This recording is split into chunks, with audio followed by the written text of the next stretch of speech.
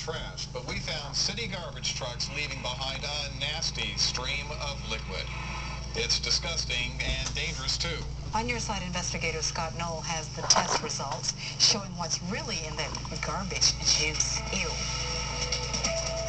Garbage juice, hopper juice, this stuff you see leaking from garbage trucks has all sorts of names.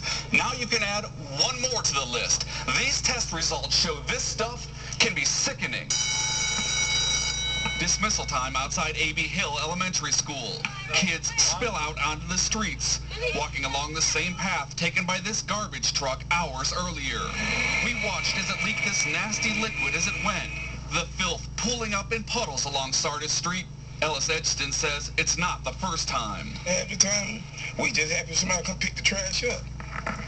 But it's just normal around in the neighborhood, man.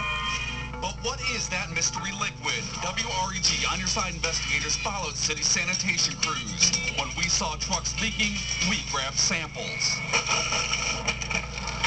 We took the garbage juice to this lab for testing.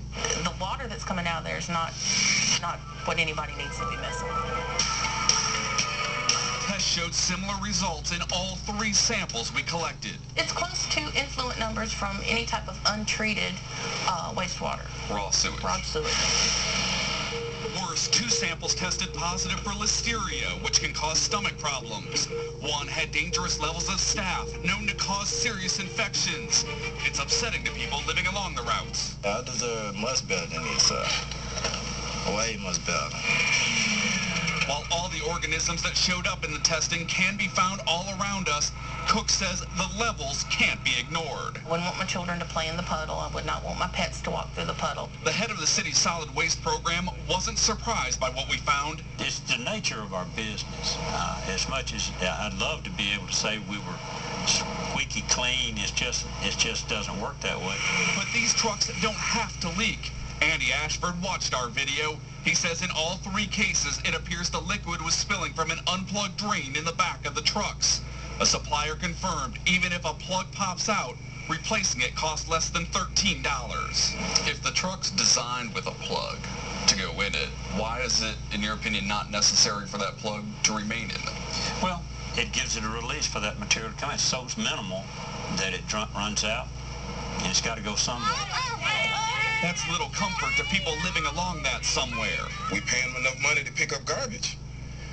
And if they can't do their job, then who is doing their job? Or who really cares about their job?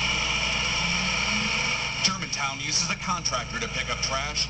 A spokeswoman for Republic Services says the company requires its trucks be plugged during garbage collection. We didn't see any of the company's trucks leak. A single drop has got enough to make a young child ill if he actually ingested it. And that could be as simple as bouncing a ball through it and go into your mouth. And go into the mouth. It can be that simple, yeah. We showed what we found to Councilwoman Janice Fullalove. Oh my God. She's a member of Council's Public Works Committee. 2 of our samples came from her district. She calls the city's no-plug policy ridiculous. That's a health hazard, and for him to have a cavalier attitude like that, he needs to be called on the carpet for that, because I don't want not only people in my district, but anybody to be subject to this kind of filth in their neighborhoods. If you see a truck leaking in your neighborhood, take down the truck number and call the city. We're told if someone complains, then Public Works will pull the truck and plug that hole. For the On Your Side investigators, I'm Scott Knoll, WREG News Channel 3. Okay. Well, a school bus driver in North Carolina